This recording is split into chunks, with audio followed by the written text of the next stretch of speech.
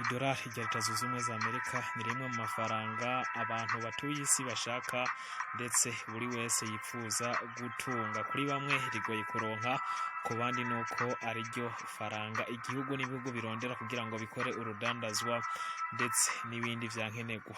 Hari n'abaja kure bakibaza yuko rino faranga ryoba ari ryo rifise agaciro kurusha ayandi ku isi. Idolari ni kimwe mu bigwanisho Leta Zunze Ubumwe za Amerika yifashisha mu kugenzura ibindi bihugu bivuze kutemera gukoresha idolari ari nko kukubohera amaboko imugongo, ni kukuboha amaguru bakakubwira yuko wokwiruka. Hari umwe mu baduandikiye kuri runo rubuga rwacu rwa Ivyacu TV batubaza ati nimba koko idolari rya Leta Zunze Ubumwe za Amerika naryo faranga ryo rifise agaciro cyane gusumba ayandi ku isi. Tugiye kugaruka mu bihugu 10 bifise ifaranga rifise agaciro cyane gusumba ayandi ku isi. Ikaze mu makuru twaguteguriye.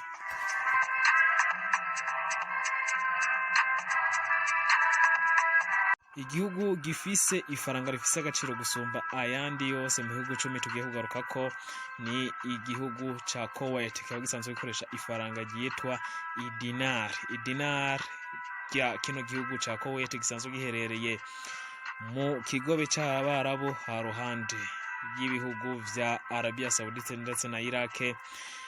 Ni idinar. Idinar rero kaba rivunjwa idolari 3.26.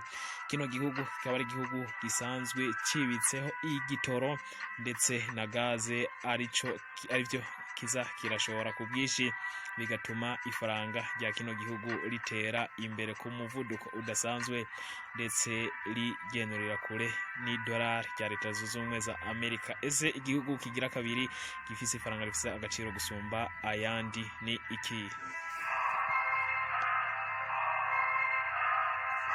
Igihugu kigira kabiri mu bihugu bifise ifaranga rikomeye canke rifise agaciro gusumba ayandi ni igihugu ca Bahrain. Ni igihugu abantu benshi nibaza yuko mudashobora kumenya, ariko ni igihugu giherereye mu kigobe c'Abarabu ndetse ni nizinga. Ifaranga ryaho ni ifaranga rifise agaciro kadasanzwe bitewe nuko kino gihugu cibitseho ibitoro vyinshi ndetse kikaba kinashora na gaze. Naco nyene gisanzwe gikoresha ifaranga ryitwa idinar.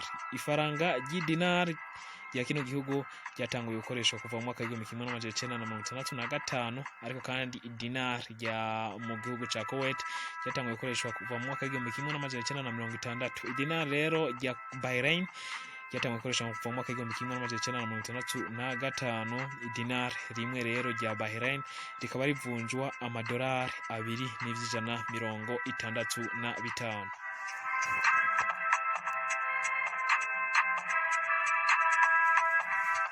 Igihugu kigira gatatu ni igihugu ca Oman. Ni igihugu giherereye ha ruhande ya Yemen, Emirate ya Leta Zunze Ubumwe z'Abarabu, ndetse n'igihugu twovuga naco nyene yuko giherereye kwizinga neza na neza ry'Abahindi. Ifaranga ryabo ryatanguye gukoreshwa kuva mu mwaka wa 1970. Mbere mu gihugu hari amadolari ya Amerika yakoreshwa. Riyal akaba ariyo mafaranga yakoreshwa muri kino gihugu. Riyal imwe yo muri Oman ikaba ivunjwa amadolari 2.60. Igihugu rero cibitseho gaz ndetse n'igitoro, akaba arivyo bituma rino faranga rigira agaciro cyane, akaba ari kandi ariryo rituma kino gihugu kiba kimwe mu bihugu vy'ibihangange.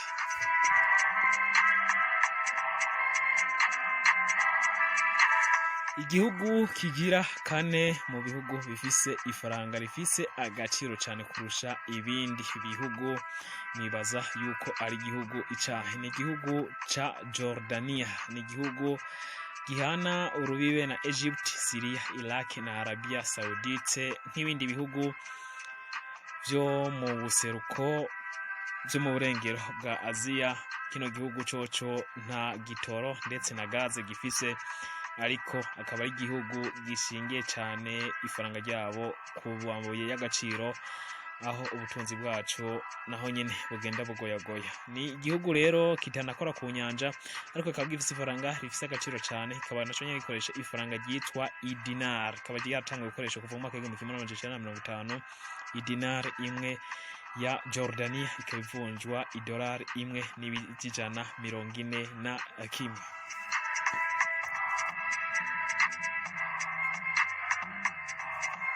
Igihugu kigira gatanu mu bihugu bisanzwe bifise ifaranga ifise agaciro cyane, ico gihugu ni igihugu c'Ubwongereza, kikaba gisanzwe gikoresha amafaranga yitwa amapound. Ni igihugu abantu bari bose ni keka yuko batazi, kikaba gifise umwami yitwa ubu Charles wa gatatu aheruka ndetse no kurahira kurongora kino gihugu kuri wa gatandatu igenekerezo rya gatandatu z'ukwezi kwa gatanu mwaka wa 2023. Ni igihugu rero ifaranga ryabo ry'amapound sterling ryatangiye gukoreshwa kuva mu mwaka w'igihumbi kimwe n'amajana ane, ariko ryongeye gusubirwamo kuva mu mwaka w'igihumbi kimwe n'amajana icenda na mirongo irindwi na rimwe. Ni ifaranga ubwaryo rifise agaciro cyane, ndetse akaba ari kimwe mu gihugu gifise amahinguriro adasanzwe ariko cyakira n'ingenzi cyane, bituma ipound imwe yo mu gihugu c'Ubwongereza ivunjwa idolari imwe n'ibice n'ivy'ijana mirongo ibiri. Murumva yuko ari igihugu rero kidasanzwe.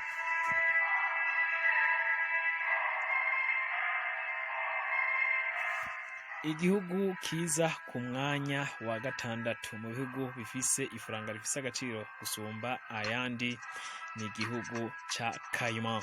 Igihugu ca Cayman ni igihugu twovuga yuko kiri mu burongozi bw'ubwami bw'Ubwongereza, ariko kikaba giherereye mu majepfo ya Amerika, akaba kandi ari ihuriro ry'ubucuruzi, bituma kino gihugu kiba kimwe mu bihugu bikomeye cyane mu butunzi. Kino gihugu kikaba giherereye rero aho benshi bakunze kwitwa muri Les Caraïbes. Idolari ryo muri ico gihugu akaba ari ryo basanzwe bakoresha, arikoresha murumva rero ifaranga ryitwa idolari, akaba ryaratangiye gukoresha kuva mu mwaka w'igihumbi kimwe n'amajana icenda na mirongo irindwi. Kino gihugu ca Cayman kikaba kivunja idolari rimwe rya kino gihugu co muri Cayman, kikaba kivunja idolari imwe n'ivy'ijana mirongo ibiri y'amafaranga ya Leta Zunze Ubumwe za Amerika, idolari ya Leta Zunze Ubumwe za Amerika. Ku mwanya w'indwi tuhasanga igihugu ca Gibraltar. Ni igihugu gisanzwe gikoresha amafaranga yitwa amapound, ariko kandi kikaba ari igihugu gisanzwe kiri munsi y'uburongozi bw'ubwami bw'Ubwongereza. Kino gihugu rero kikaba kiri munsi ya Espagne, ariko nkuko nabibabwiye akaba ari kiri munsi y'uburongozi bw'ubwami bw'Ubwongereza. Ifaranga ryaho ryatangiye gukoreshwa mu mwaka w'igihumbi kimwe n'amajana icenda na mirongo ibiri, ariko rikaba ryagiye riragenzurwa n'igihugu c'Ubwongereza, ubwami bw'Ubwongereza, bituma ifaranga bituma igihugu c'Pound ry'Ubwongereza rya Gibraltar rivunjwa idolari rimwe n'ivy'ijana mirongo ibiri.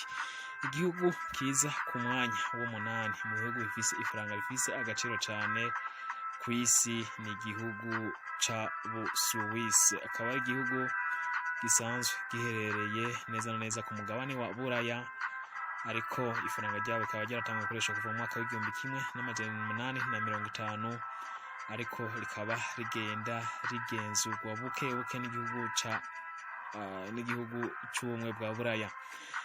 Ino faranga rero ariko rikaba ryigenga kuva mu mwaka w'igihumbi kimwe n'amajana umunani na mirongo itanu, aho ryatangiye gukoreshwa ino faranga, bituma idolari rya Amerika, ifaranga rimwe ry'amaswisi, rikaba rivunjwa idolari za Amerika rimwe n'ivy'ijana indwi.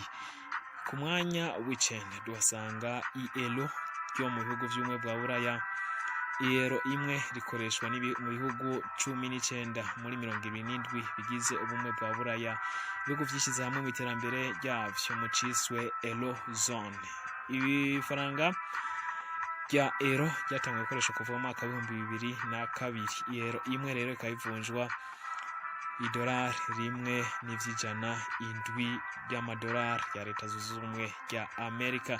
Ku mwanya w'icumi turasanga ifaranga rikomakomeye cyane mu butunzi ariryo idolari rya leta zunze ubumwe za Amerika. Ni idolari benshi bakunze kwitwa ifaranga fatizo canke monnaie de référence, kuva ryaratangwa gukoreshwa kuva mu mwaka w'igihumbi kimwe n'amajana indwi. Ni ifaranga rikoreshwa nk'ifaranga ry'igihugu mu bihugu vya Equateur, Zimbabwe na Puerto Rico. Ni ifaranga rikoreshwa mu bucuruzi ndetse rigakoreshwa n'abatandukanye, rikanakoreshwa kandi mu kurungikirwa abantu bahana hariya biciye ku buhinga ngurukana bumenyi. Akaba ari ifaranga kandi rikoreshwa mu bucuruzi. Reka tubashimire ko mwabanye natwe kuri Ivyacu TV. Aya akaba ariyo mafaranga 10 afise agaciro cyane gusumba ayandi kwisi. Reka tubashimire mugira subscribe kuri channel YouTube yacu niba mutarabikora kugira ngo amakuru atandukanye muze murayaronkera ku gihe na gahwa. Nizere kandi umukozi wacu yari yatwandikiye atubaza ibihugu 10 bifise amafaranga afise agaciro gusumba ayandi ko yashoboye gutahura yuko idolari rya leta zunze ubumwe za Amerika riza ku mwanya w'icumi, ariko hariho ibindi bihugu bifise amafaranga afise agaciro gusumba ayandi. Ariko kandi runo rutonde tukaba twarukoze twifashishije ikinyamakuru gisanzwe gukurikirana hafi ibijyanye n'ubutunzi, ikinyamakuru ca Forbes. Reka twongere kubashimira bakunzi ba Ivyacu TV, mudahengeshanya kubana natwe mu biganiro vyahana hariya. Subscribe, share, like, comment kugira ngo amakuru atandukanye muze muyaronkera ku gihe. Ikaze kandi mu biganiro